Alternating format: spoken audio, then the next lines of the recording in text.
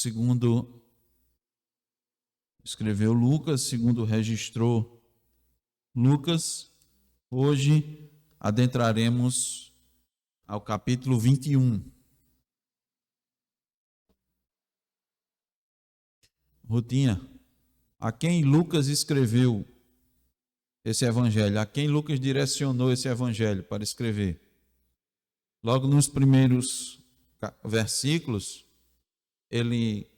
do evangelho de Lucas, ele identifica um destinatário deste livro. Ele escreveu o Espírito Santo. Atente bem para isso. O Espírito Santo moveu Lucas a escrever. Ele tinha um objetivo inicial e ele diz isso nos três primeiros versículos do Evangelho de Lucas. A quem ele escreveu inicialmente nos quatro, na verdade, né? A introdução são os 4 primeiros versículos. A quem, Ruth?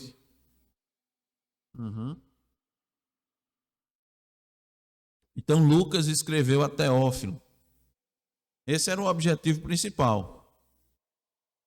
Evidentemente que toda a escritura é inspirada, útil para o ensino, para a repreensão, para a educação na justiça, a fim de que o homem de Deus seja perfeito e perfeitamente preparado para toda boa obra. Então, significa dizer que essa escrita não serve só para Teófilo. Outra passagem na Bíblia diz que tudo que foi escrito para o nosso ensino foi escrito, né? Então, entendeu, Rutinha? Deus moveu o Espírito Santo moveu Lucas a escrever. Ele tinha um objetivo: fortalecer a fé de Teófilo. E ele utiliza uma metodologia de escrita, uma metodologia para escrever. Qual foi? Também está nos primeiros versículos. Qual foi, João? Isso, ele fez o máximo possível dentro de uma ordem, uma exposição em ordem. Qual era a profissão de Lucas? Era, Jade? Era médico? Era médico, mas Deus utilizou ele como um tipo de historiador, não foi? Escrevendo uma ordem. Ele usou um método. Ele disse o seguinte, ó: depois de acurada investigação de tudo desde sua origem, dar-te por escrito. Como é que era o conhecimento mais comum da época? Era o conhecimento oral, a transmissão oral, não era, João? Você passava de uma pessoa para outra a informação, né? Mas evidentemente aqui já estava bem adiantada a questão da escrita.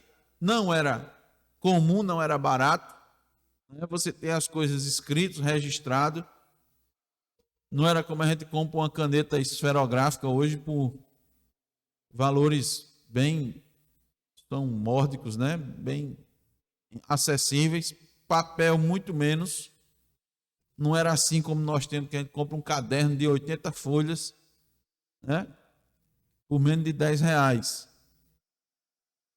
Então a escrita era difícil lá, era cara, o papel que era utilizado, né? Era o pergaminho, né?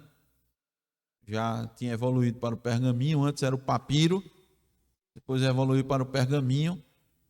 Mas Lucas deixou escrito, fez uma investigação acurada, falou com testemunhas, confirmou tudo isso que ele escreveu e deixou para nós. Entendeu, Rutinha? Então, ó, ele escreveu para Teófilo, ele era um médico, mas escreveu como um historiador, né? E, ao máximo possível, você vê uma ordem cronológica. Não é que todos os acontecimentos registrados em Lucas estão em ordem cronológica, né? Uns na sequência. Não necessariamente, né? Todas as passagens estão exatamente na sequência, mas muito do que nós temos registrado está na sequência. Então Lucas disse assim, olha, para que tenhas plena certeza das verdades em que foste instruído.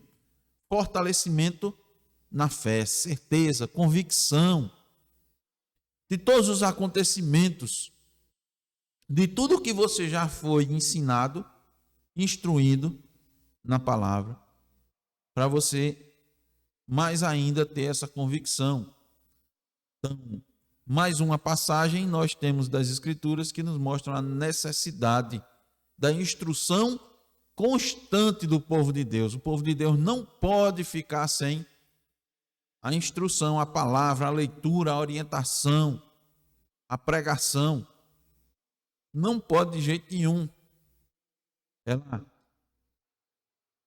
Várias passagens nos dizem que a Escritura é um alimento para a alma, é lâmpada para os nossos pés, é luz para o nosso caminho, né?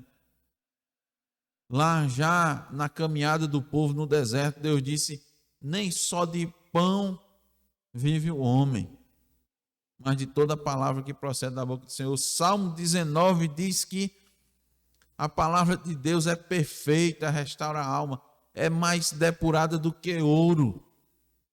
E tantas outras, é a espada de dois gumes. Então nós não podemos ficar sem a palavra, sem a instrução.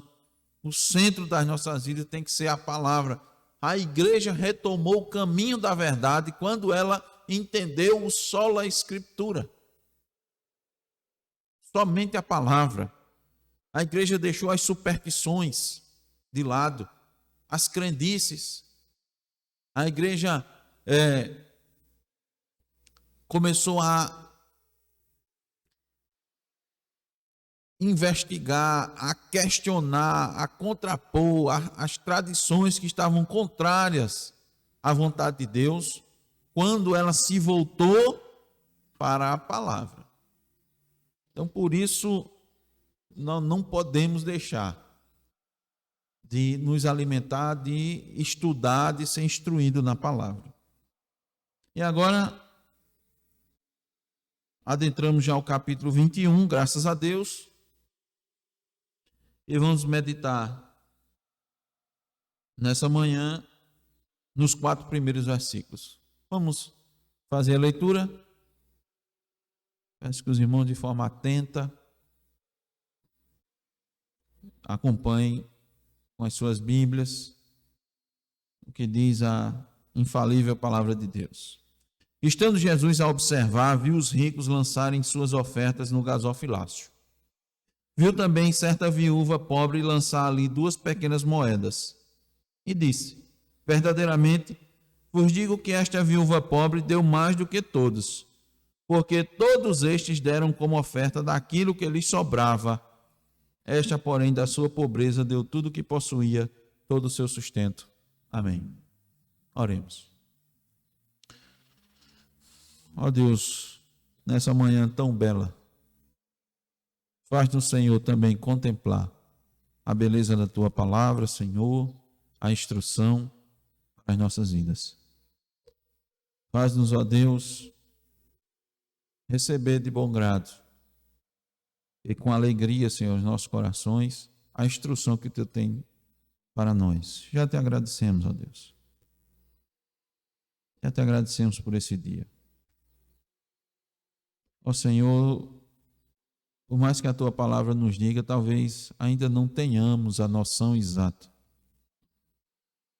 do privilégio, Senhor, da dádiva, da graça, do favor, que é poder, Senhor, no Teu dia, se dirigir, Senhor, à casa de oração, junto com os irmãos, e poder meditar na Tua lei. Leia a Tua palavra, Senhor, ser instruído por ela. Talvez não tenhamos, ó Deus, mas nós sabemos que pelo testemunho da Tua própria palavra, quando Davi estava distante, ó Deus, da Tua casa, do templo, como ele ansiava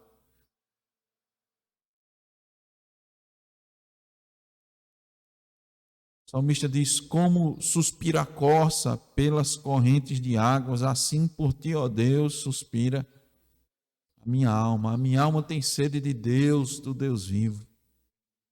Quando adentrarei nos teus átrios, dizia Davi quando andava pelo deserto, perseguido. Seu desejo maior era estar na tua presença. Talvez não saibamos, ó Deus, o que isso significa. Mas, ó Senhor, nós te pedimos que na nossa condição, agora no nosso momento, considerando essa nossa fraqueza, o teu Espírito, Senhor, então nos dê a entender das tuas verdades, para que sempre possamos desejá-la. E que, ó Deus, as nossas vidas, elas estejam voltadas para esse propósito e compreendam, Senhor, que sem a tua palavra estamos perdidos, que nada adianta, que não adianta corrermos, ó Deus, atrás da sobrevivência, atrás, ó Senhor, dos nossos sonhos, dos nossos desejos. Não adianta, Senhor, buscar cumprir nosso planejamento,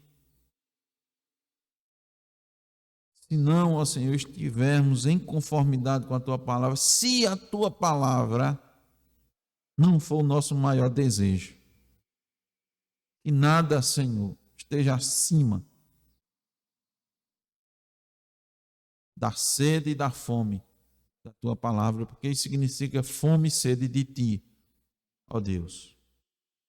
Nos ajuda a entender, Deus, nesse momento, concede-nos a graça de expor com toda a fidelidade, ó Deus, os teus ensinos. No nome de Jesus nós te pedimos. Amém. Estando Jesus a observar, Jesus parou um momento e começou a observar um fato, algo que estava acontecendo no seu campo de visão. Aqui diz que Jesus estava a observar, e eu pergunto novamente, onde Jesus estava? Em que lugar Jesus estava nesse momento que ele estava a observar? Onde é que ele estava? No templo. No templo que ficava em qual local, em qual cidade, irmanita? Qual era a cidade que o templo ficava? Jerusalém, muito bem. Lá em Jerusalém. Essa era a rotina, irmãos, de Jesus nos últimos dias de sua vida, da vida dele. Ele estava já, não era, João, para ser preso, julgado, condenado e morto. Além de, evidentemente, ser ultrajado, maltratado, todo aquele processo que Jesus passou, ele estava ali. E observem, irmãos, antes de morrer, o que é que Jesus faz? Isso aqui é importante demais. Antes de morrer, e ele sabia que ia morrer. A gente sempre pergunta, né? E às vezes tem até muitos filmes, né? Vocês irmãos gostam de filmes?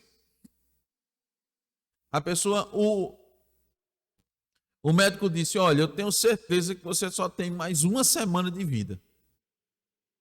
O que é que normalmente as pessoas fazem? Hein? Vão realizar os seus desejos, né? Só, olha, eu não fiz isso, eu não fiz aquilo. Tem um filme até que a pessoa faz uma lista de coisas para até morrer. Faz uma lista para cumprir, que ele sabe que, né? Normalmente é um câncer terminal, né? Uma doença terminal, uma doença degenerativa, que não tem cura, que já se tentou de tudo e, por fim, e os médicos, pela experiência que eles têm, eles dizem, olha, não lhe dou muito tempo, não, de vida não. No máximo aqui, pelo que a gente sabe, você tem, olha, se você chegar a 3 meses, então vai ser muito. E as pessoas fazem uma lista. O que foi que Cristo fez, irmãos, que ele sabia o dia da sua morte? O que ele ficou fazendo nos últimos dias de vida? É bom para a gente pensar nisso. Ele foi ensinar, irmãos, a palavra, pregar a palavra. Era isso que ele estava fazendo. Olha, nós estamos iniciando o capítulo 21. Olha o versículo 37 do capítulo 21, já no finalzinho do capítulo. Lê, irmão, já Edson aí, por favor. Lê o versículo 37 do capítulo 21.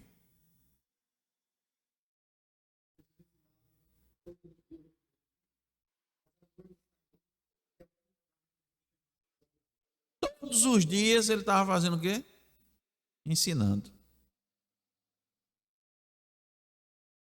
É só para Jesus isso? É só para Jesus, Simone? Não. O que é que eu melhor posso fazer nos últimos dias da minha vida? Atender meus desejos assim, hein? Meus sonhos, minhas aspirações. Eu vou agora fazer aquilo que eu sempre desejei e não consegui. É isso? Ou será que nós devemos fazer, ó Senhor, qual é a tua vontade para a minha vida, já que eu tenho pouco tempo? E na verdade, nós temos pouco tempo. É porque nós vivemos sabendo que um dia vamos morrer, mas vivemos como se nunca esse dia vai chegar. Ou melhor, esse dia está muito longe, está muito distante. O que é que eu vou fazer?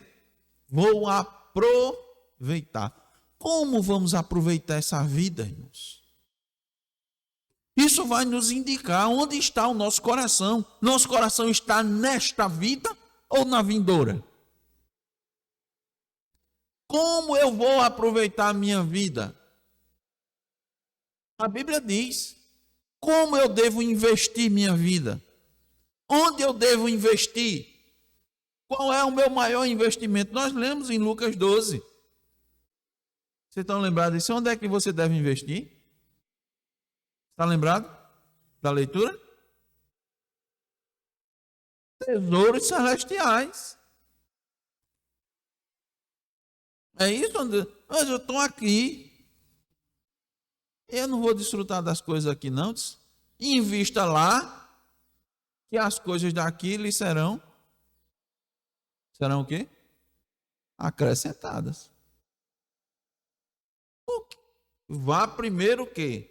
Sua visão tem o seu o quê? Celestial.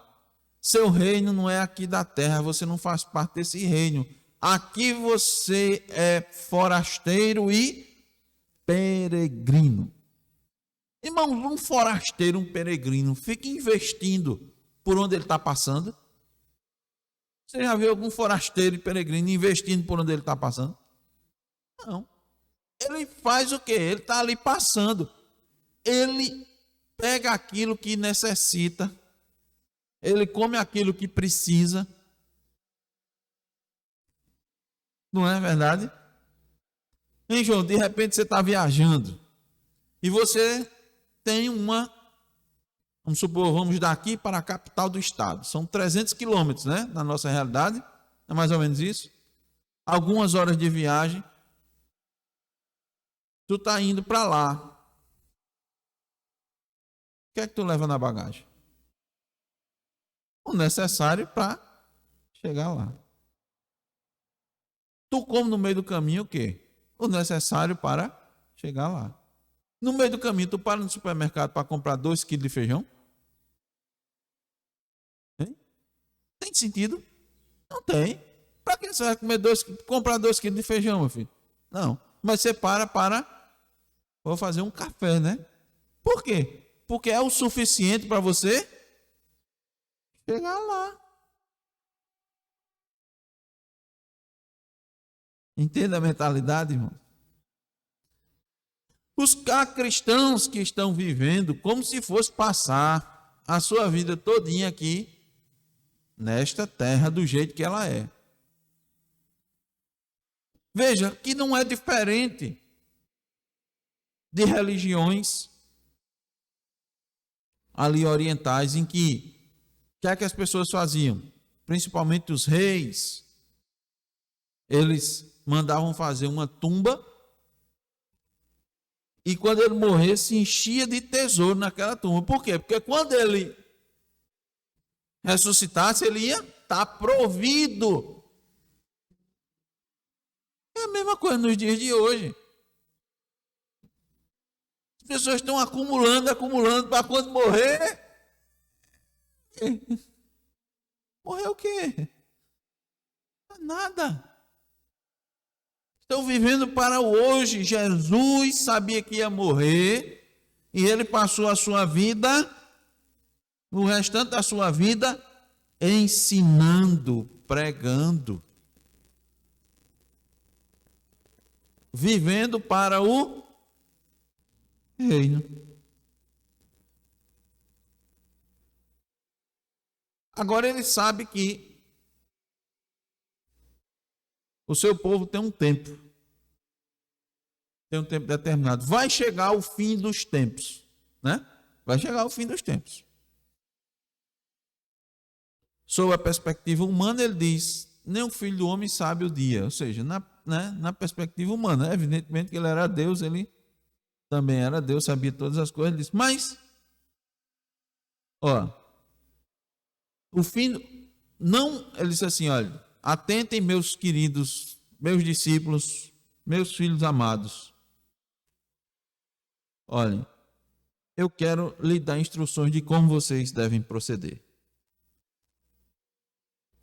Ou seja, não vivam para essa terra, não vivam para esse mundo. Ele está ensinando os seus discípulos a como viver. Ele está ensinando aos seus discípulos o que valorizar. Em que dar valor. Dar valor a quê? É isso que ele está ensinando. Mas ele vai dizer, vai chegar o final dos tempos. Tá? Eu quero também dar instruções para vocês de como vocês procederem. De vocês não se deixarem levar pelos acontecimentos. Quando as coisas forem acontecendo, vocês entenderem, vocês fazerem a leitura adequada, a leitura correta. E eu vou lhe mostrar o que é que vai vir sobre a igreja, aquilo que vai sobrevir à igreja, antes que eu retorne. Ele disse que ia, mas ia voltar. Então, até lá, muita coisa ia acontecer. Até lá, muitos iriam vir se passar por Cristo. Muitos iriam dizer que eram profetas de Jesus Cristo para levar pessoas a segui-los. E ele disse: não escutem essas pessoas. Não escutem.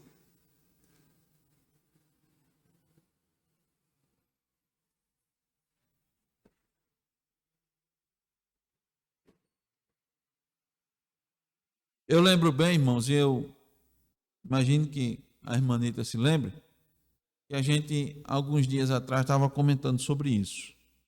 Quando adolescente, na cidade onde a gente morava, uma igreja evangélica de um pastor muito respeitado começou a ensinar aos seus fiéis que Cristo iria retornar a determinado dia. Está lembrado, irmão? Não foi assim? Eu, inclusive, irmãos, fui para um desses eventos. E aquela questão de só, Deus, Jesus Cristo está para vir, e nós estudamos na Bíblia, chegou ao ponto de algumas pessoas dizerem, aí eu não posso confirmar isso, algumas pessoas dizerem que o pastor recomendou as pessoas venderem tudo que tinha, porque Cristo estava para vir. Mais ou menos naquela data, naquele ano. Cristo, irmãos, queria instruir seus discípulos a não crerem exatamente nesse tipo de mensagem. Você vai ver que o capítulo 21 é praticamente todo dedicado a isso, né, João? Não creiam nisso aqui. Não se deixem levar por revelações. Não se deixem levar por visões. Que ainda hoje, irmãos, tem aos montes nas igrejas. Levanta, de vez em quando levanta um e vai dizer que vai falar em nome do Senhor.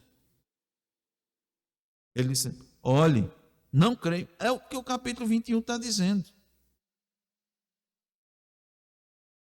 Você pode observar. a partir do versículo 5, falava alguns a respeito do templo, como estava ornado. Preste atenção, irmãos, olha como Cristo está querendo mostrar a concepção de valor, concepção do reino. Nós vamos trabalhar agora nesses primeiros 4 versículos a respeito do que Deus valoriza, o que Cristo mais valoriza. E olha o que é que os discípulos estavam olhando. Para o quê? A ornamentação do templo. Belas pedras. E de dádivas. E as ofertas. E eles impressionados com as ofertas. O que é que Cristo disse? Vendo estas coisas, dias virão em que não ficará pedra sobre pedra. Não se impressionem com isso. Aí ele vai falar a respeito. Na Bíblia dos irmãos tem o princípio das dores. Né? E quando será isso? E qual sinal vai se cumprir? Aí ele diz, vede que não sejais enganados, porque muitos virão em meu nome, sou eu, tal. Muita gente hoje, irmão, muito se levanta e vai dizer, olha, Deus falou isso, Deus falou assim comigo, quando Deus... Se você quiser saber o que Deus tem para te dizer, basta tu abrir a Escritura. Só. Deus vai te dizer. Deus vai utilizar aqueles a que Ele enviou para pregar a tua palavra, de dizer, esta é a vontade de Deus. Por quê? Deus deu uns para apóstolos, para profetas, para mestres. Em cada momento da história da redenção do povo de Deus, Deus levantou pessoas para falar, para instruir a igreja. Quando você não tinha toda a Escritura revelada, o que é que ele fazia? Pegava um e dizia, tu é profeta, eu vou falar contigo, tu fala com o povo. Não era assim? Mas depois que falava, por exemplo, Moisés escreve tudo isso aí. Por que, irmão, está escrito? Que um momento isso iria cessar. Você vai ficar agora só com a Escritura. Então ele está dizendo, atenta para as minhas instruções, atenta para a minha palavra. Porque nos últimos tempos vão ser assim. Não se deixe levar pelos acontecimentos. Tá? Irmãos, é interessante, no Antigo Testamento, olha como é instrutivo isso. Vou abrir um parênteses aqui, porque é nisso que nós vamos. Veja que foram as primeiras advertências de Jesus aqui no capítulo 7, quando ele vai falar do fim das dores. Não atente para os falsos mestres, falsos profetas. Irmãos, atente bem para isso. Está lá em Deuteronômio 13, depois a gente não verifica isso, do 1 ao 5. Mesmo que um profeta anunciasse algum acontecimento e esse acontecimento ocorresse, preste bem atenção, não é que ele não ocorresse, não. É que mesmo que acontecesse, a primeira coisa que a gente imagina é o seguinte, alguém disse algo que ia acontecer. Se não acontecer, não é de Deus. Se acontecer, a pessoa diz, não. Deus não disse isso, não. Deus disse, se acontecer, e mesmo assim, esse profeta levar você a adorar outros deuses, esse é falso. Mesmo se acontecer, sim, foi Deus que disse, irmão, está na sua palavra. Mas por que é que Deus faz isso? Ele diz, para vos provar. Deuteronômio 1:5, Deuteronômio 13, do 1 ao 5, para provar vocês. Irmão, tem muita coisa acontecendo nos dias de hoje, que pessoas se levantam e dizem que vai acontecer. E as pessoas dizem, esse é um profeta de Deus, porque ele disse que aconteceu. As pessoas vão atrás dele e ele diz, mas espera aí, essa não é a prova final, não. Ele está fazendo você adorar o Deus verdadeiro. Ele está dando as instruções corretas. Ele está levando você a glorificar a Deus. Ele está lhe instruindo da forma correta. Se não tiver, ele é um falso. Mas, Senhor, mas aconteceu. Sim, meu filho, eu disse que ia provar meu povo. Pastor, isso é no Antigo Testamento. E no Novo, a prova é a mesma. Paulo disse: irmãos, eu vou mandar a operação do erro para que creiam na mentira. O apóstolo Paulo disse, no Novo Testamento, Deus vai mandar. O que é a operação do erro, irmãos? Falei anteriormente aqui para os irmãos. É você pegar um Chico Xavier e o pessoal, ele está recebendo a instrução lá do psicografando. Rapaz, a letra é igual a do meu marido, que morreu. Está escrevendo do mesmo jeito. Até o jeito, a caligrafia e tal. Só pode ser verdade, né? O que é isso? A operação do erro. Vocês nunca viram, não, o pessoal operando sem anestesia, sem nada. Operando catarata. Mamãe operou agora recentemente catarata. Tem que ficar de jejum. Tem que fazer uma bateria de exame.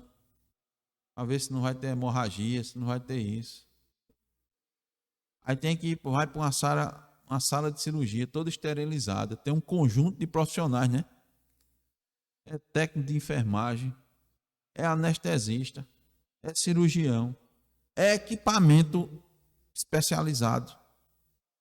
Luzes, né? Assim, altamente potentes para enxergar, microscópio, tal, instrumental.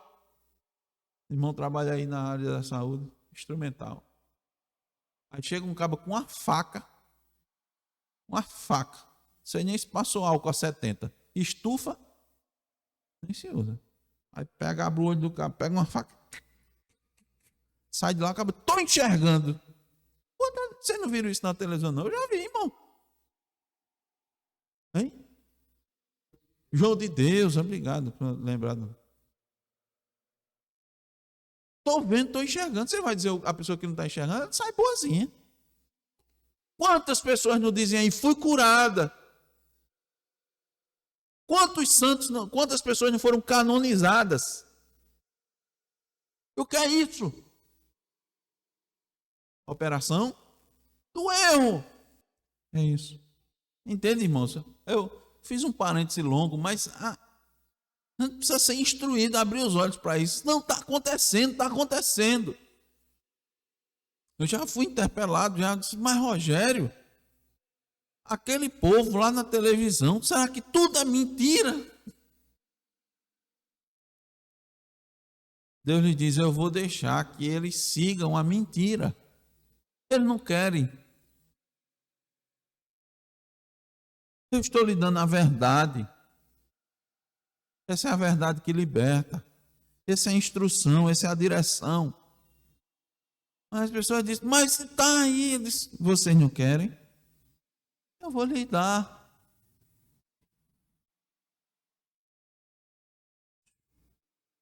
Fechando, irmãos.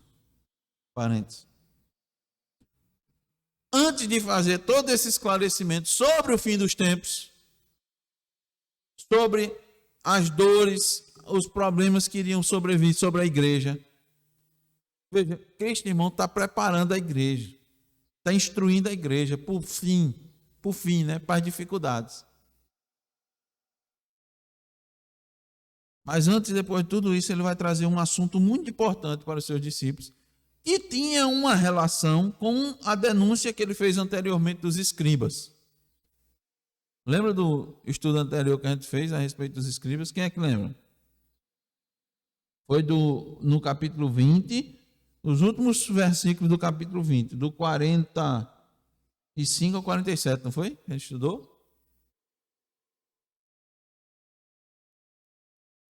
Ele disse, guardai-vos dos escribas. A gente viu mais cuidado ainda contra a hipocrisia, não foi esse mais ou menos o título? Mais cuidado ainda. E ele disse que os escribas, eles chegavam a um ponto de explorar as viúvas. E aqui Jesus vai pegar uma viúva como exemplo. Uma viúva pobre. E ele vai aproveitar essa oportunidade para ensinar aos seus discípulos o conceito de valor no reino de Deus. Presta atenção.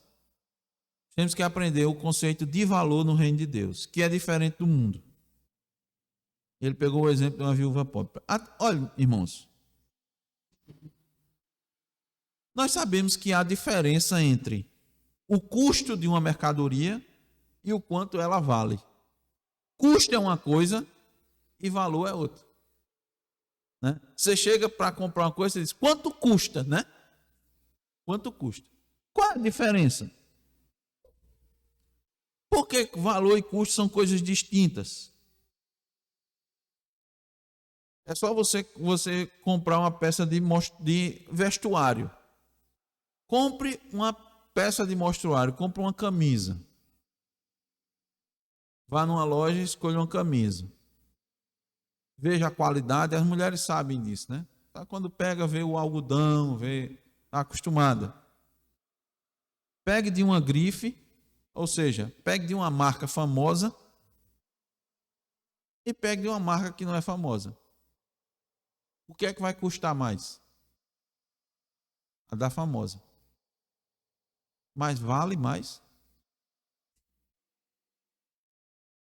De fato, ela tem mais valor ou ela só custa mais? Entendeu a diferença? Entendeu, João? Não? Ela custa mais dinheiro. Por quê? Ela só custa mais dinheiro porque as pessoas lhe dão mais valor. Meus irmãos, eu tenho muita coisa para dizer. Eu estou na introdução ainda. Mas é difícil você não dizer.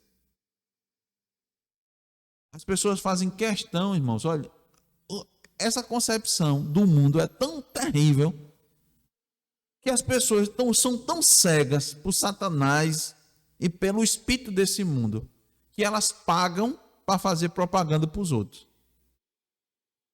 Sabia? Principalmente os jovens. Os jovens é que são iludidos mesmo. Porque eu já fui iludido, irmãos. Eu já fui muita bobagem. Eu já pensei muita bobagem. Os jovens, eles preferem comprar uma camisa em que tenham a logomarca bem grande de uma marca famosa assim, do que ele comprar a mesma camisa e não ter logomarca nenhuma. Pode ter certeza. Ele prefere que ele vai escolher a que aparece mais ainda a logomarca da empresa. E a empresa diz, parabéns, meu filho.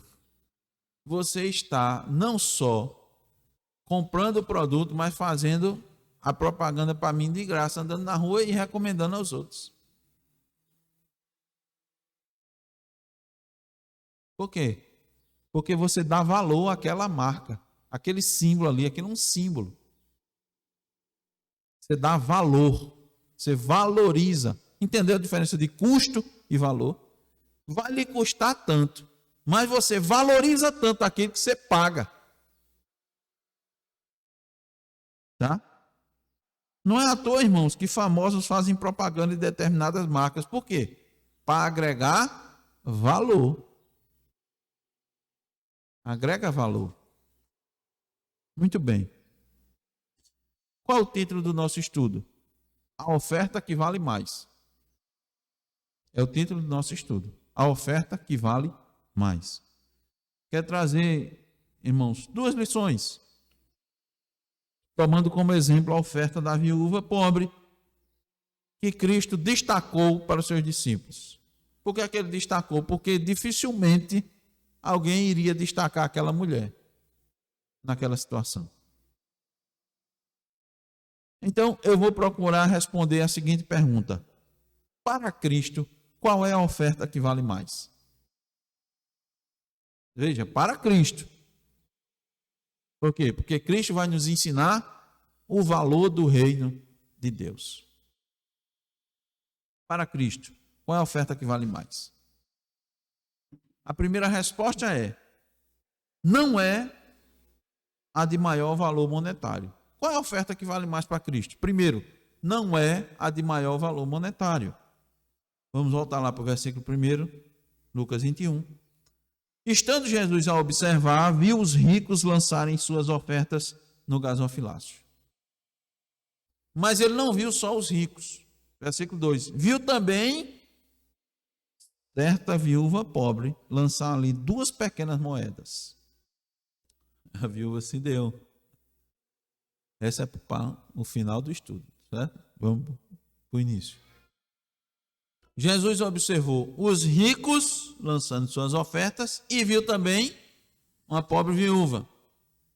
Um olhar meramente humano, você ficaria observando o quê? Os ricos. Quem lhe chamaria a atenção? Os ricos. Não foi isso que os discípulos falaram no versículo 5?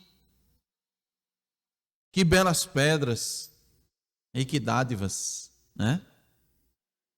Que ricas ofertas. Só lembrando, né? Os ricos também vão para o céu, certo? Mas aqueles que também se derem, né? Aqueles que se derem. Então vamos lá. Cristo viu essas 2 classes e disse que a viúva deu mais do que todos, né? Deu mais do que todos. Onde Jesus estava, irmãos? Muito provavelmente no templo.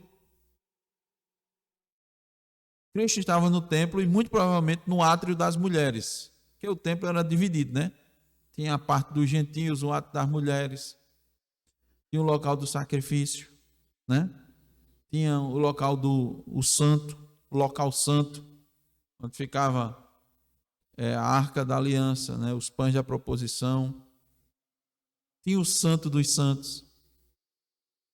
Tinham as entradas. Cristo muito provavelmente estava no átrio das mulheres, onde tinha os gasofilácios. O que era isso? Os estudiosos dizem que tinham 13 caixas em formato de trombetas, onde você podia depositar ali sua oferta. O local onde se depositava a oferta chamava gasofilácio. Em muitas igrejas tem, bota até o nome, né? Gasofilácio. Então lá tinha. Então ficava ali, a pessoa chegava aí, depositava. Em determinado momento, Cristo observou os ricos depositando lá. No texto aí de Lucas, irmãos, não diz, só diz assim, que viu os ricos lançarem suas ofertas. Mas não diz quanto era a oferta. Só que esse texto aqui tem um texto paralelo em Marcos 12. E lá em Marcos 12, do 41 a 44, nos diz que eles lançavam grandes quantias. Quer ler já, Edson, para a gente? Por favor, Marcos 12, 41. Marcos 12, 41. Pronto, está vendo? Os ricos depositavam grandes quantias. O que Marcos está dizendo é relatando a mesma passagem de Lucas. Lá, muitas quantias. Aí eu pergunto, seriam essas quantias a que Cristo dava mais valor? Será que era isso para Cristo que mais valia? Meu irmão, Deus está a observar todas as coisas. Cristo está observando todas as coisas. Cristo é o cabeça da igreja.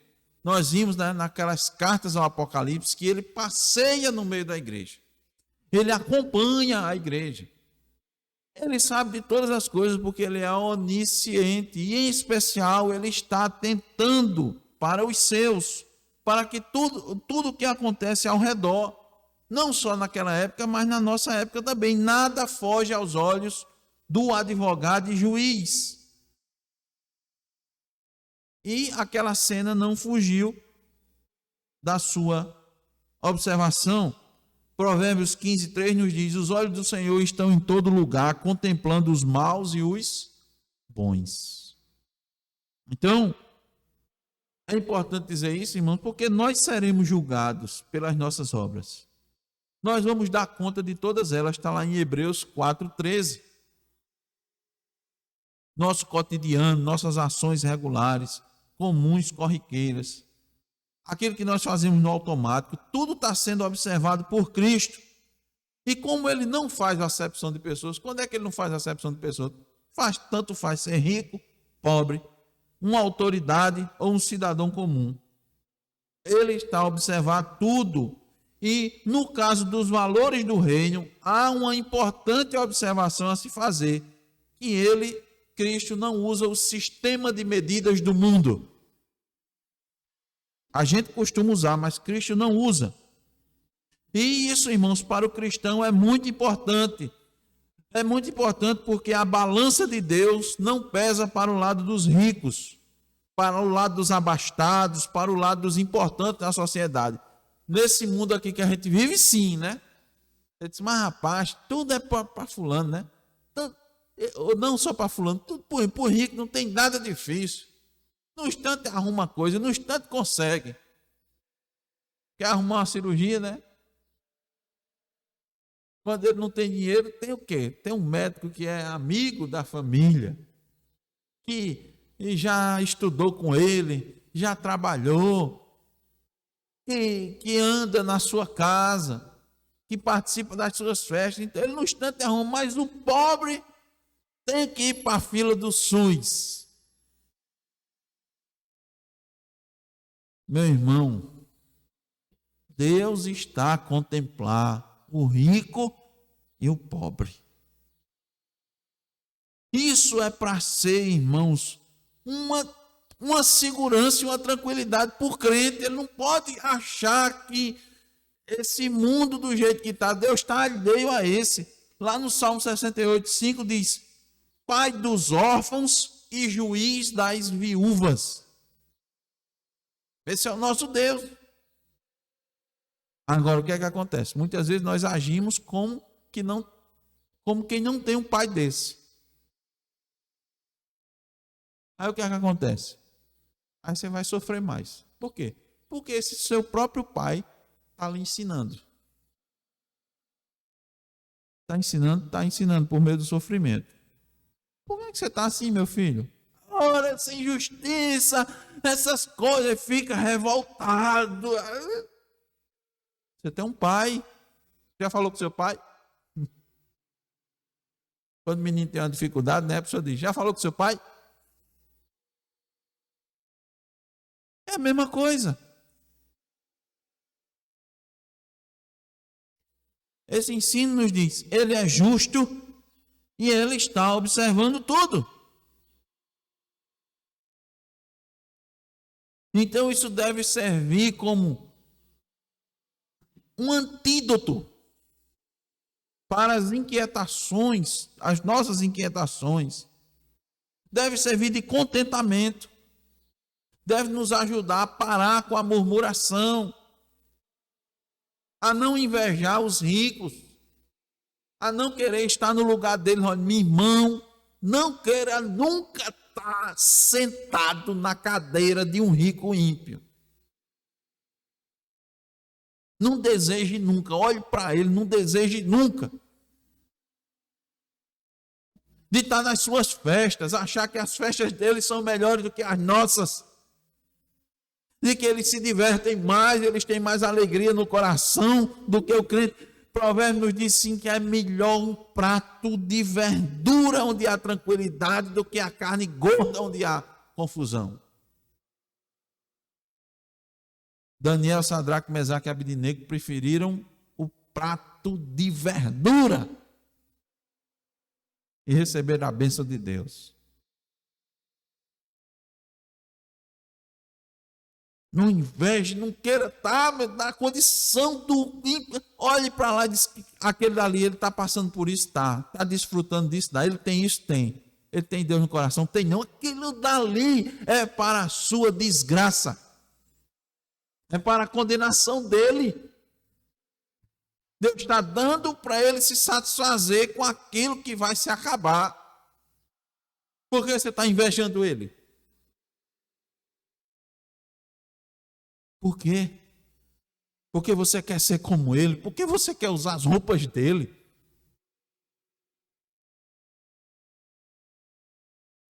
Se aquilo que ele está recebendo, tudo que ele tem, é Deus que está concedendo a ele. Mas não é para o seu bem, é para o seu mal.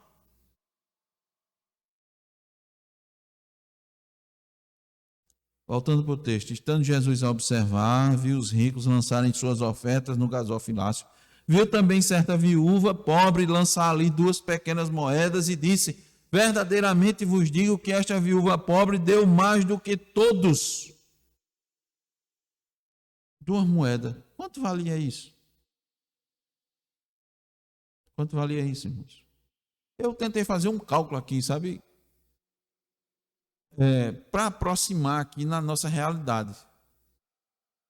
Meu irmão, eu lhe digo que eu fiz um esforço grande aqui, porque é difícil, né? Inclusive, tem essa questão da realidade de hoje, né? Para a realidade de antigamente, o peso e tal.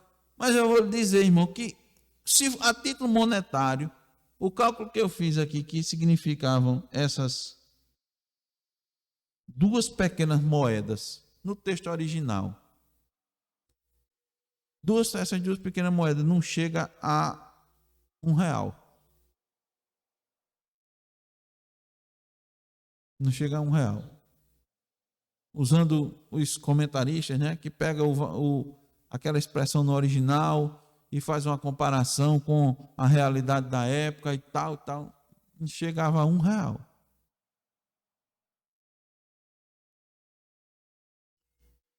Mas o importante é entender que não é a quantidade monetária que vale mais para Deus. Uma pergunta, irmãos, de aplicação. O quanto Jesus pode atribuir de valor ao que você está ofertando? Veja, a medida de valor do reino de Deus é diferente da medida de valor do mundo. Nós estamos vendo aqui, para Cristo, o que vale mais, né? Qual é a oferta que vale mais? Então a pergunta é: o quanto Jesus pode atribuir de valor ao que você está ofertando? Você ao menos oferta? E aquilo que você oferta, o quanto Jesus pode atribuir de valor? Não importa o que os homens atribuem de valor, mas sim o que Deus aquilata. O valor monetário da viúva, da oferta da viúva, era irrisório. Mas Deus o valorizou. Cristo valorizou acima dos outros. Então, a primeira lição é: qual é a oferta que vale mais para Cristo? Não é a de maior valor monetário, né? Foi a primeira lição. A segunda: para Cristo, qual é a oferta que vale mais? É a oferta que vale tudo. Essa é, para ele, a que vale mais. É a oferta que vale tudo. Versículo 4. Porque todos estes deram como oferta daquilo que lhes sobrava. Esta, porém, da sua pobreza, deu tudo o que possuía, todo o seu sustento. Então, irmãos, a contabilidade do reino de Deus é diferente da contabilidade do reino do mundo. Numa contabilidade normal, grande quantia de dinheiro não é menor do que R$1, que era a oferta da viúva. Né? Uma grande quantia de dinheiro não pode ser menor do que R$1. Essa matemática, essa contabilidade não fecha. Não fecha porque a contabilidade do reino de Deus é diferente da contabilidade do mundo. Uma oferta dessa, numa situação normal, irmão, você ia dizer assim: rapaz, não precisa nem dar, né? Oh, meu Deus, não dê não. Normalmente até você de forma assim, irmão, não fique com você. Eu não ia dizer com a oferta do rico, né? Oh, meu irmão. O pastor olha assim a oferta e diz: que benção. Oh, não é isso não. Deus não quer isso não. Na contabilidade divina, aquelas duas moedinhas renderam muito mais do que as grandes ofertas do rei. Eu vou mostrar um pouquinho aos irmãos por quê.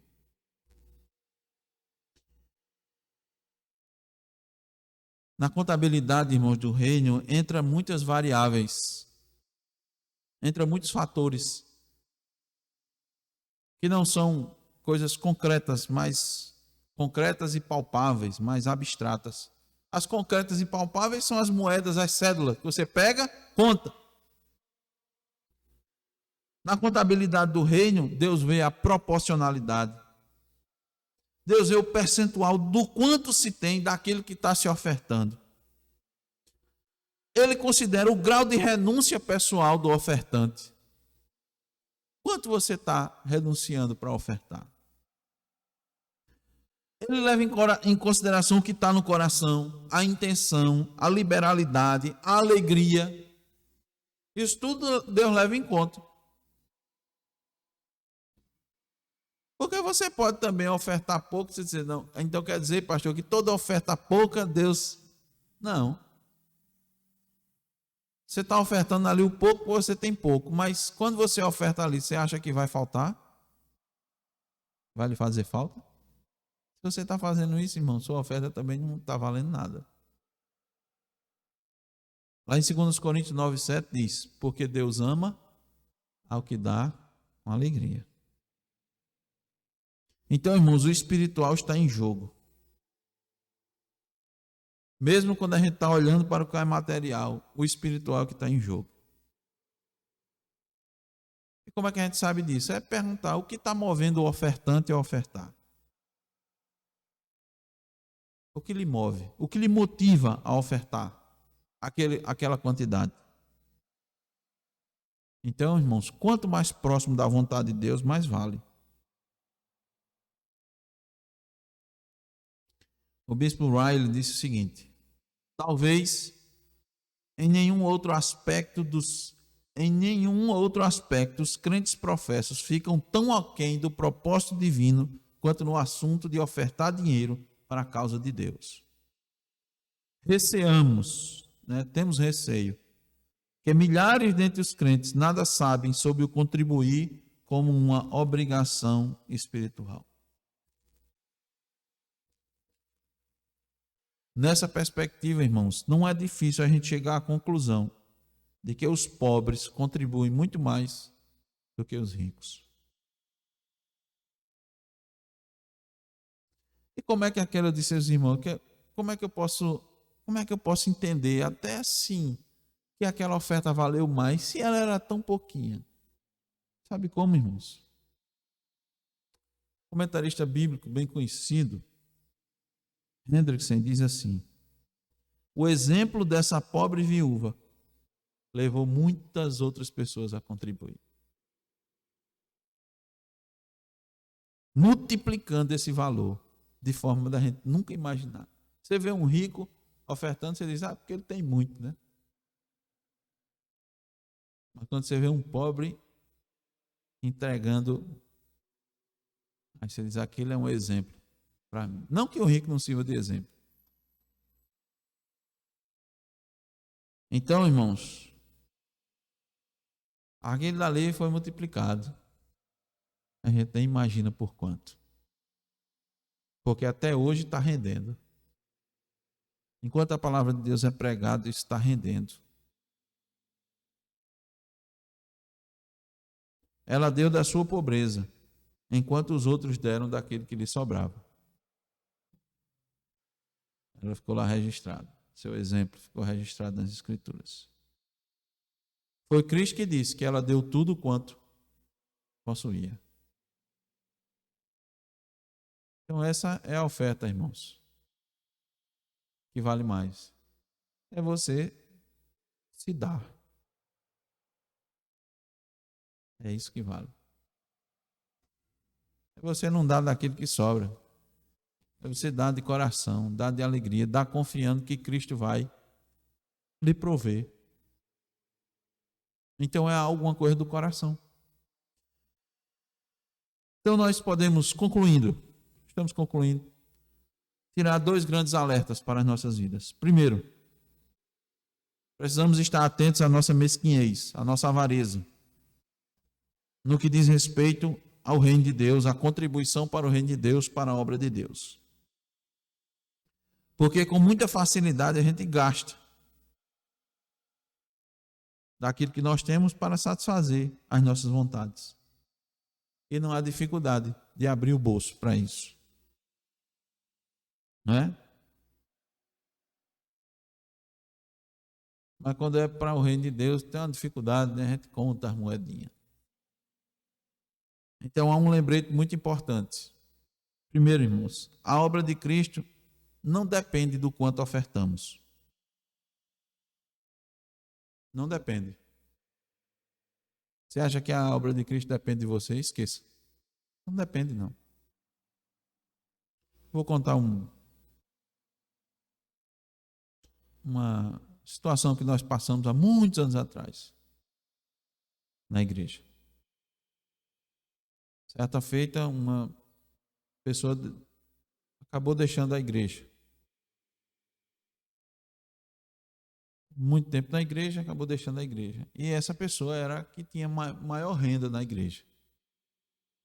Que era sua profissão era a medicina. Então, normalmente a gente sabe que os soldos, né, dos médicos são bem mais significativos monetariamente. E essa pessoa chegou a dizer, eu acho que vai fazer muita falta. Eu disse, vai não. Era uma igreja pobre.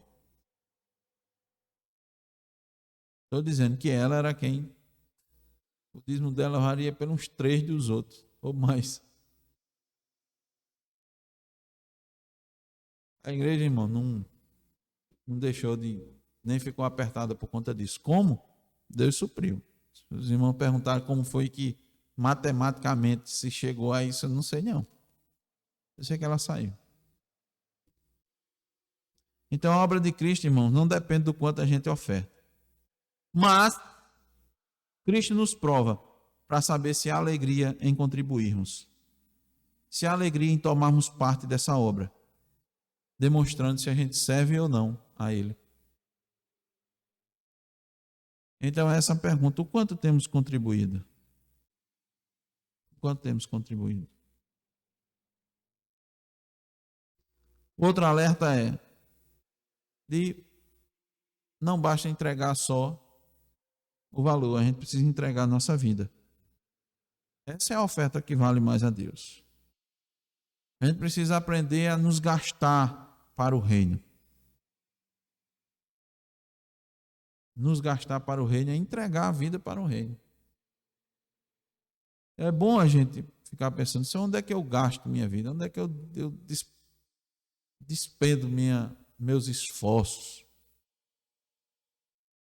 Né? Onde é que eu tenho investido? No reino? Eu pergunto, onde será que estão, meus irmãos? Todos os que se desgastaram em favor da obra de Deus. Ramon adiantou muito, né, um pouco isso. Ele estava apontando para aquela viuvinha. Aquela irmã nós vamos nos encontrar, né? Aqueles que se desgastaram em favor da obra de Deus, onde eles estão? Se já não estão na eternidade com Cristo, vão estar.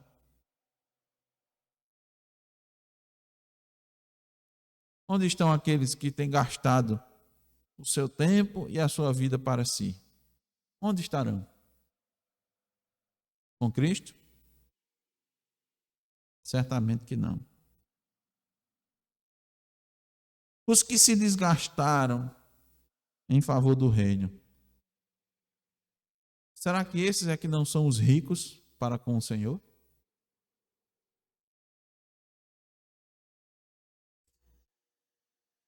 E por fim, que oferta nós desejamos dar ao Senhor?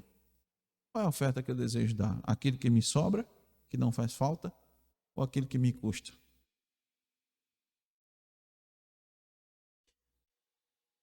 Uma frase também de outro conhecido estudioso da Escritura, Matthew Henry, diz: o que é dado ao sustento do ministério e do evangelho, à difusão e propagação da religião, à educação da juventude, à libertação de prisioneiros, ao socorro de viúvas e estrangeiros e de pobres, acrescento eu, e à manutenção de famílias é dada as ofertas de Deus, e assim será aceito e recompensado.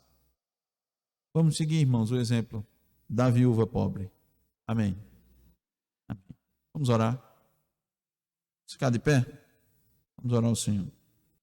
Senhor Deus, tua palavra sempre é impactante, Senhor, e sempre nos encontra, Senhor, em déficit. Mas nós não podemos deixar de falar, Senhor. Pelo contrário, a Bíblia diz: fala e não te cales. Sempre vemos, ó Deus, que estamos devendo. E ainda, Senhor, há muita mesquinhez da nossa parte, muita avareza. Nos ajuda, meu Deus. É o que nós te pedimos, com toda a sinceridade do coração. Nos ajuda, Senhor, a ouvir a tua palavra e despertarmos, ó Deus, para vivermos na tua dependência, em conformidade, Senhor, com a tua palavra. Sem medo, ó Deus, sem temor de que alguma coisa há de nos faltar, Senhor, porque tu és o nosso pastor. Nos ajuda, ó Deus. Tem misericórdia de nós. Nos dá, Senhor, a sermos exemplo como essa viúva pobre. E a todos, ó Deus, tem influenciado. A todos que têm ouvido, Senhor, a tua palavra e visto essas instruções. Eis-nos aqui, Senhor. Nos concede graça. Continuamos, Senhor, a te agradecer e também te pedir pela recuperação pós-operatória da irmã Nita. Obrigado, Senhor, por tudo. Continua agindo, ó Deus, de modo que ela possa, Senhor, estar totalmente recuperada, Senhor, desse procedimento. Nós te rogamos pelo irmão Marcos e a família que estão se programando para viajar, Senhor, a Maceió. Que o Senhor cuide deles, ó Deus, os proteja, os guarde, leve, Senhor, e traga em paz. E rogamos pela saúde da irmã Michele, que tem sofrido, ó Deus, em função da chikungunya, dos seus efeitos, ó Deus, no corpo.